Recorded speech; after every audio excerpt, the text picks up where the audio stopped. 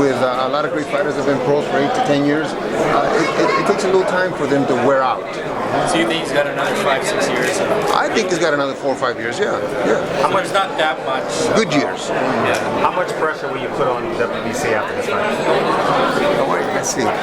There's no need to be any pressure to be put on, because I have in my possession a copy of a letter, a mandate that was signed by all parties involved. Golden Boy, Canelo's people, Canelo, K2, Golovkin, that says they have 15 days after this fight, after their fight, May 7th, to decide whether they want to fight Golovkin. If they don't, or the winner of this fight, I should say, Golovkin Wade.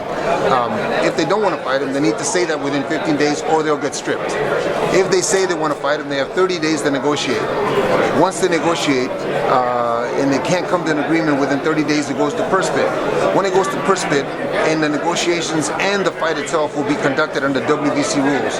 So any BS you hear about Oscar saying about 90-10 and all that is ludicrous, okay?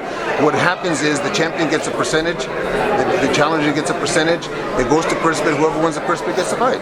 Is Oscar afraid of losing his company if Canelo loses? You know, I've said it before, I wouldn't say it that way, but I think that you would have to question who else Oscar has. I mean, if Canelo loses, you know, that's a difficult situation that he finds himself in. But although I think that Canelo losing against Golovkin could be done twice, because I think it's that kind of fight. I think Canelo's that good that would give Golovkin that kind of fight. Do you think there's a lot of pressure on Solomon?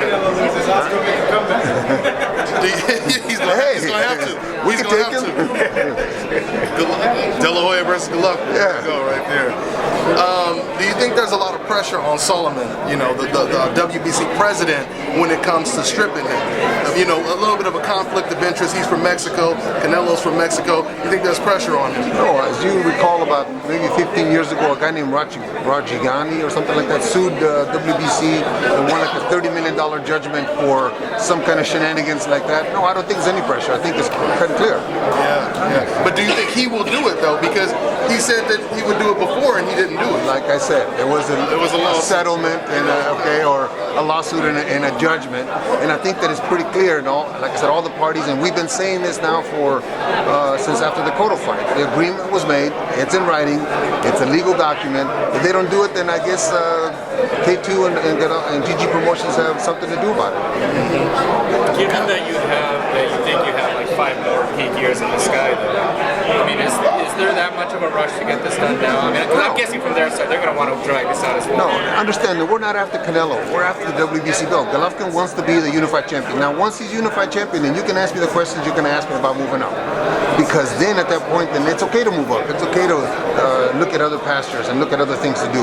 Once he's has the 4 belts, then a lot of options could be explored. Well, you guys are in a way working with PBC. Why not maybe next would you contemplate Danny Jacobs? Absolutely. I think that's probably the fight. Other than Canelo, I think that's probably the fight that a lot of fans will clamor for. Why? Just because of Jacobs' history. Huh? This guy's a cancer survivor. This is a guy that, when he won the title, I saw him in an interview. He says, you know what, I need 3 or 4 more fights, a 12-round fight to be ready for the elite level. This is a guy that understood who he was. Now he's ready.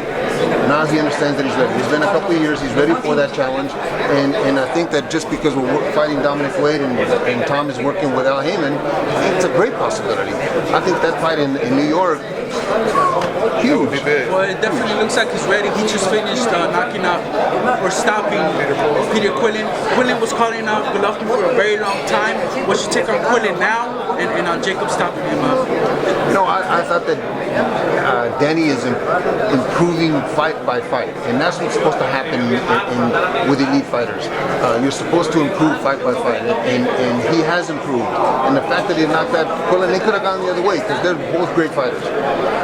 Unfortunately for Peter, he wasn't as busy as he should have been, but Danny and him are great fighters.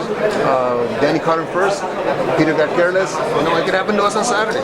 Were you guys aware that he was calling out Golovkin the whole time?